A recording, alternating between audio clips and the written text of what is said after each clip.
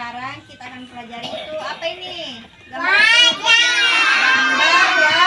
Wajah. Di gambar wajah ini terdiri apa saja yang ada di wajah kita?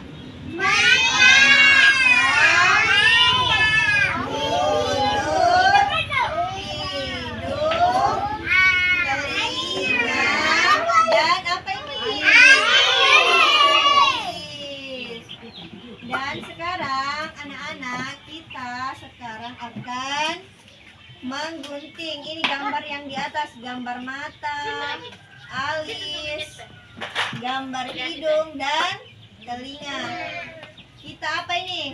Gunting baru di tempel. Iya, pintar. Gunting baru kita tempel di wajahnya.